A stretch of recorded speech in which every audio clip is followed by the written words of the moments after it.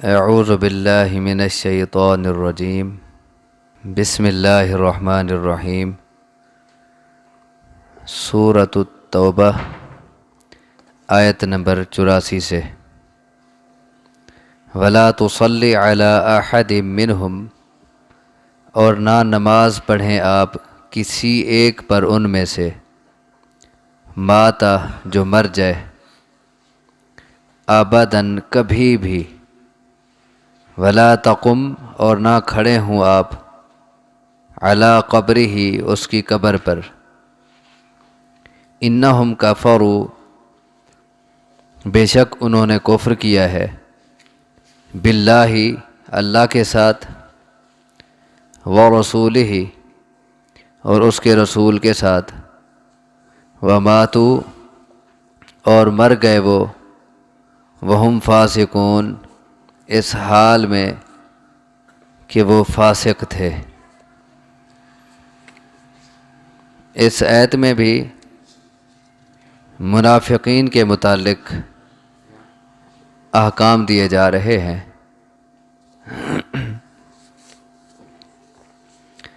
اللہ تبارک و تعالی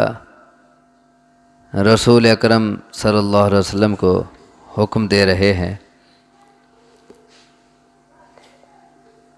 کہ وَلَا تُصَلِّ عَلَىٰ أَحَدٍ مِّنْهُمْ مَاتَ أَبَدًا وَلَا تَقُمْ عَلَىٰ قَبْرِهِ کہ نہ نماز پڑھیں آپ کسی ایک پر بھی ان منافقوں میں سے جو مر جائے ابداً کبھی بھی وَلَا تَقُمْ عَلَىٰ قَبْرِهِ اور نہ کھڑے ہوں اس کی قبر پر، یعنی نہ تو تدفین سے پہلے آپ اس کے لیے مغفرت کی دعا کریں اور نہ ہی تدفین کے بعد۔ کیوں؟ ان کا قصور کیا ہے؟ ان کی دعائے مغفرت سے کیوں روکا جا رہا ہے؟ انہم کفروا باللہ ورسولہ بے شک انہوں نے کفر کیا ہے اللہ کے ساتھ اور اس کے رسول کے ساتھ، وماتوا وہم فاسقون اور مرے وہ اس حالت میں کہ وہ نافرمان تھے۔ اللہ اور اس کے رسول کے ساتھ انہوں نے کفر کیا، اللہ کی نافرمانی اور فسق کی حالت میں ان کی موت آئی۔ اسی لیے آپ اس کی نماز جنازہ نہیں پڑھ سکتے، اس کی قبر پہ نہیں کھڑے ہو سکتے۔ جب عبداللہ بن ابی منافقوں کا جو سرگنا تھا، سردار تھا، جب وہ مرا رسول اکرم صلی اللہ علیہ وسلم کے پاس عبداللہ بن ابی کا بیٹا عبداللہ آیا جو کہ مخلص مومن تھا۔ اس نے اپنے باپ کو کفن دینے کے لیے آپ صلی اللہ علیہ وسلم سے قمیص طلب کی، آپ نے اسے قمیص دے دی، اور پھر اس کا جب آپ جنازہ پڑھنے لگے تو حضرت عمر رضی اللہ تعالی عنہ نے کہا، اے اللہ کے رسول، آپ اس منافق کا جنازہ پڑھ رہے ہیں، حالانکہ آپ یاد کریں اس نے فلاں موقع پر فلاں تکلیف دی تھی، فلاں موقع فلاں گستاخی کی تھی، فلاں موقع فلاں اسلام کو نقصان پہنچایا تھا۔ اس کی ساری جو کرتوت تھے پچھلے، وہ انہیں یاد دلانے لگے رسول اللہ صلی اللہ علیہ وسلم کو۔ تو آپ صلی اللہ علیہ وسلم نے فرمایا کہ میں اس کے لیے نماز جنازہ پڑھوں گا، اس کے لیے بخشش کی دعا کروں گا، کیونکہ اللہ تبارک و تعالیٰ نے مجھے روکا تو نہیں ہے۔ اللہ نے کہا استغفر لہم او لا تستغفر لہم، اوپر کل آپ نے پرسوں پڑھا تھا کہ ان کے لیے آپ بخشش مانگیں یا نہ مانگیں، تو اللہ نے مجھے روکا تو نہیں ہے، میں بخشش کی دعا مانگوں گا۔ آپ نے اس کے لیے بخشش کی دعا مانگی، اس پر نماز جنازہ پڑھی، اسے قبر میں رکھ دیا گیا۔ آپ نے پھر اسے جب آپ پہنچے قبر پر، اسے قبر میں رکھ دیا گیا تھا، آپ نے اسے قبر میں سے پھر نکلوایا۔ صحیح بخاری کی روایت ہے، قبر سے نکلوا کے آپ نے اسے اپنے گھٹنوں پہ رکھا اور اس پر اپنا لعاب لگایا اور پھر اسے دفن کیا گیا دوبارہ۔ جب قبر بند ہو گئی اب موقع آیا قبر پر دعا مغفرت کرنے کا، جس کے متعلق حدیث ہے کہ جب تدفین کر لو تو میت کے لیے مغفرت کی دعا کیا کرو، فَإِنَّهُ الْآنَ يُسْأَلُ، کیونکہ اب اس سے سوال ہو رہا ہے۔ جب وہ موقع آیا اللہ تبارک و تعالیٰ نے یہ آیت اتار دی، وَلَا تُصَلِّ عَلَىٰ أَحَدٍ مِّنْهُمْ مَاتَ أَبَدًا وَلَا تَقُمْ عَلَىٰ قَبْرِهِ، کہ ان منافقوں میں سے کوئی بھی مر جائے آپ نے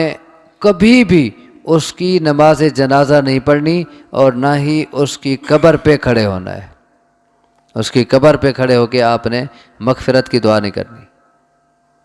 لہذا آپ نے اس کی قبر پہ مغفرت کی دعا نہ کی۔ پھر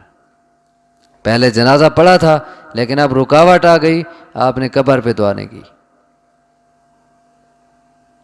اب آپ کتنا کوشش کر رہے تھے، اس کے لیے نماز جنازہ پڑھی آپ نے، اس کو لعاب دہن لگایا جو باعث برکت، اسے اپنی قمیض پہنائی جو برکت کا باعث ہے، اور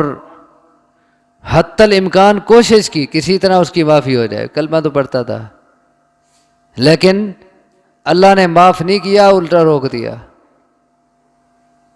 اب لوگ کہتے ہیں کہ محمد کا پکڑا چھڑا کوئی نہیں سکتا، اور اللہ کا پکڑا چھڑائے محمد، اور محمد کا پکڑا چھڑا کوئی نہیں سکتا۔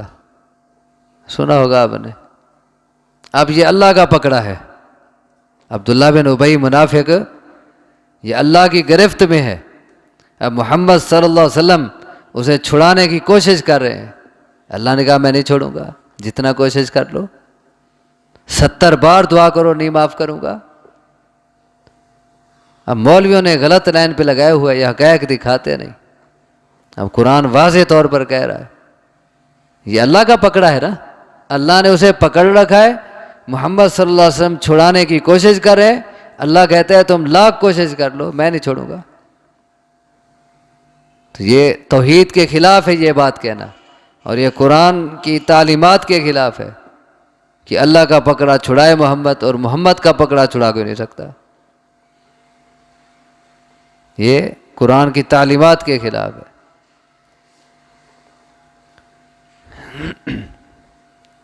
آگے فرمایا اس پر بھی کئی مثالیں ہیں کہ محمد کا پکڑا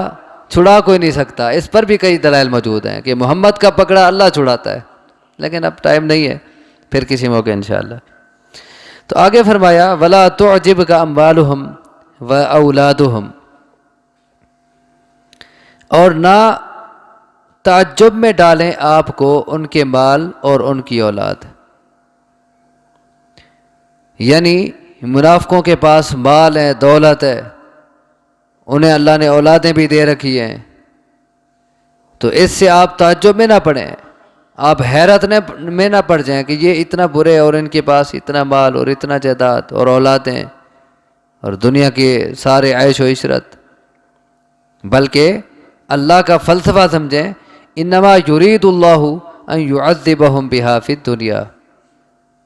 اللہ تو بس یہ ارادہ کرتا ہے، یہ چاہتا ہے کہ انہیں عذاب دے انہی کے ذریعے دنیا میں، انہی مالوں اور اولاد کے ذریعے اللہ انہیں دنیا میں عذاب دینا چاہتا ہے۔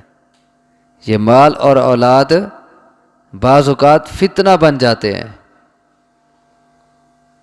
انسان کے نیکی کے راستے میں رکاوٹ بنتے ہیں، بعض اوقات مال رکاوٹ بن جاتا ہے، اولاد رکاوٹ بن جاتی ہے، خصوصاً مردوں کے لیے زیادہ تر مال رکاوٹ بنتا ہے، عورتوں کے لیے زیادہ تر اولاد رکاوٹ بنتی ہے، اگرچہ رکاوٹیں دونوں کے لیے ہیں لیکن زیادہ تر مرد چونکہ مال کمانے میں لگے ہوتے ہیں، تو مال کے کمانے میں بعض اوقات وہ نماز بھول جاتے ہیں، بعض اوقات وہ اور نیکی کے کام ان سے رہ جاتے ہیں، اور عورتیں جو ہیں وہ جی آج بچے نے وہ پیشاب کر دیا ہے، کپڑے خراب تھے اور نماز نہیں پڑھ سکی، اب بھی بچہ رو رہا تھا، اب بھی دودھ پلانا تھا، اسی لیے نمازیں رہ گئیں۔ تو یہ چیزیں رکاوٹ بن جاتی ہیں دین کے راستے میں، نیکی کے راستے میں۔ تو فرمایا ان کے مال اور اولاد تمہیں تعجب میں نہ ڈال دیں، اللہ تو انہی چیزوں کے ذریعے انہیں دنیا میں سزا دینا چاہتا ہے۔ وَتَضْحَقَ أَنفُسُهُمْ وَهُمْ كَافِرُونَ، اور اللہ یہ بھی چاہتا ہے تَضْحَقَ أَنفُسُهُمْ کہ نکلیں ان کی جانیں، وَهُمْ كَافِرُونَ اس حالت میں کہ وہ کافر ہوں۔ اور ان کا ایک کام یہ بھی ہے وَإِذَا أُنزِلَتْ سُورَةٌ، اور جب اتاری جاتی ہے کوئی سورت، ان آمنوا باللہ کہ ایمان لاؤ اللہ کے ساتھ، وجاہدوا مع رسولہ اور جہاد کرو اس کے رسول کے ساتھ، استأذن تو اجازت مانگتے ہیں آپ سے، اولو الطول وسعت والے، یعنی مالدار لوگ، خوشحال لوگ، منہم ان میں سے، وہ آپ سے اجازتیں مانگنے لگ جاتے ہیں۔ اور کیا کہتے ہیں اجازت مانگتے ہوئے؟ وقالوا، اور کہتے ہیں وہ، ذرنا ہمیں چھوڑیں، نکم مع القاعدین ہم رہیں بیٹھنے والوں کے ساتھ۔ جب آپ پر کوئی آیت اترتی ہے، کوئی صورت اترتی ہے جس میں حکم ہوتا ہے کہ اللہ پر ایمان مضبوط رکھو اور اللہ کے رسول صلی اللہ علیہ وسلم کا ساتھ دو اور ان کی معیت میں نکلو، جہاد کرو، تو ان میں سے جو مالدار لوگ ہیں نا، جو وسعت والے ہیں، خوشحال لوگ ہیں، عیش و عشرت کی زندگی بسر کرنے والے، وہ کہتے ہیں ہمیں تو اجازت دے دیں، ہم تو پیچھے جو بیٹھے ہوئے ہیں ہم ان کے ساتھ رہ جائیں، ہم نہیں جاتے ساتھ۔ اسی بات کو ایک اور جگہ اللہ تبارک و تعالیٰ نے ایک اور طرح بیان کیا ہے اور ان کی اس کیفیت کا نقشہ کھینچا ہے۔ سورۃ محمد آیت نمبر 20 میں اللہ تبارک و تعالیٰ فرماتے ہیں وَيَقُولُ الَّذِينَ آمَنُوا لَوْلَا نُزِّلَ سُورَةٌ، اور ایماندار کہتے ہیں کہ سورت کیوں نہیں اتاری گئی۔ فَإِذَا أُنزِلَتْ سُورَةٌ مُحْكَمَةٌ، پس جب کوئی محکم صورت اترتی ہے، وَذُكِرَ فِيهَا الْقِتَالُ، جس میں جنگ کرنے کا، قتال کا تذکرہ ہوتا ہے، رَأَيْتَ الَّذِينَ فِي قُلُوبِهِم مَّرَضٌ، تو آپ ان لوگوں کو دیکھتے ہیں جن کے دلوں میں بیماری ہوتی ہے، جن کے دلوں میں نفاق، منافقت کی بیماری ہوتی ہے، يَنظُرُونَ إِلَيْكَ، وہ آپ کی طرف یوں دیکھ رہے ہوتے ہیں، نظر المغشی علیہ من الموت، جیسے اس شخص کی نگاہ ہوتی ہے جس پر موت کی وجہ سے غشی طاری ہو، فَأَوْلَىٰ لَهُمْ، پس ان کے لیے ہلاکت ہے۔ موت کے وقت آنکھیں کیسے پھر جاتی ہیں؟ جب آنکھوں کا اور جسم کا کنیکٹ ختم ہونے لگتا ہے روح سے، تو آنکھیں کیسے ایک طرف پھر جاتی ہیں موت کے وقت۔ تو فرمایا جب کوئی قتال کی، جہاد کی آیت اترتی ہے تو جن کے دلوں میں بیماری ہے منافقت کی، جو منافق ہیں، وہ آپ کی طرف ویسے پھری پھری نگاہوں سے دیکھ رہے ہوتے ہیں کہ کہیں ہمیں حکم نہ ہو جائے، یعنی یوں سمجھیے مرنے لگ جاتے ہیں، یوں لگتا ہے جیسے ان پر موت آ رہی ہو۔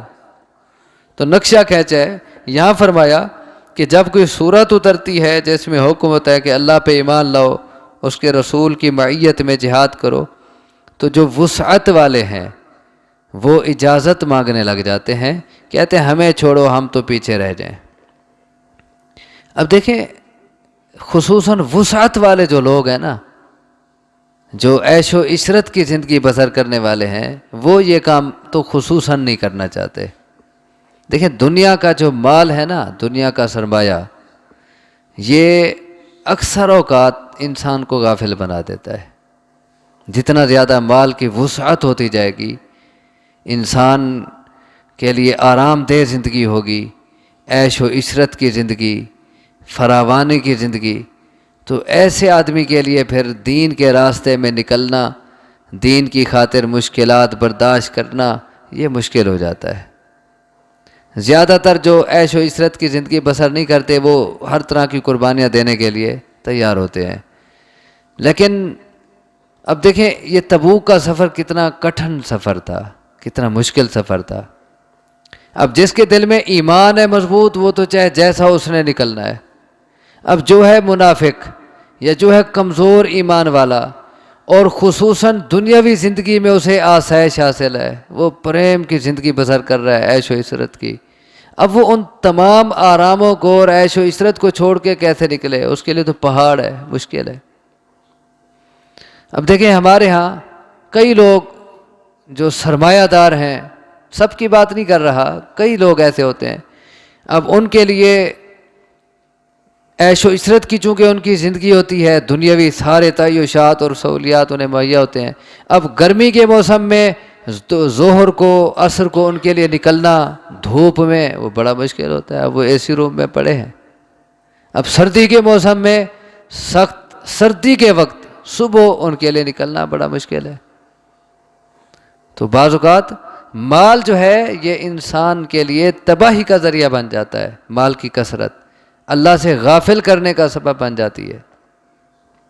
فرمایا رضوا بأن یکونوا مع الخوالف، یہ تو اس بات پہ راضی ہے کہ یہ پیچھے رہنے والوں کے ساتھ رہیں۔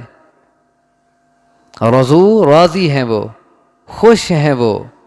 بأن یکونوا اس بات پر کہ رہیں وہ مع الخوالف پیچھے رہنے والوں کے ساتھ۔ پیچھے رہنے والے کون تھے؟ عورتیں، بچے، بوڑھے،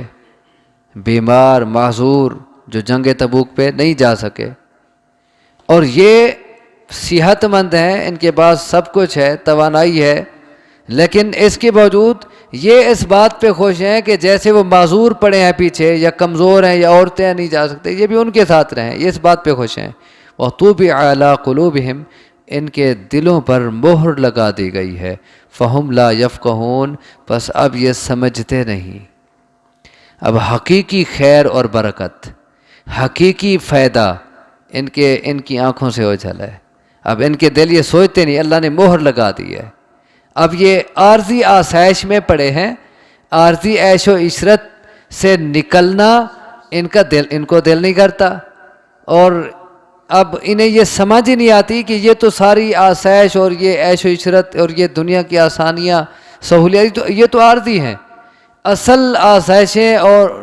اصل خیر و برکت وہ تو آگے ہے۔ فہم لا یفقہون، انہیں یہ بات سمجھ نہیں آتی۔ اللہ تبارک و تعالیٰ سے دعا ہے مجھے آپ کو سمجھنے کی، عمل کی توفیق عطا فرمائے۔ اقول قولی ھذا واستغفر اللہ لی ولکم، وآخر دعوانا ان الحمد للہ رب العالمین۔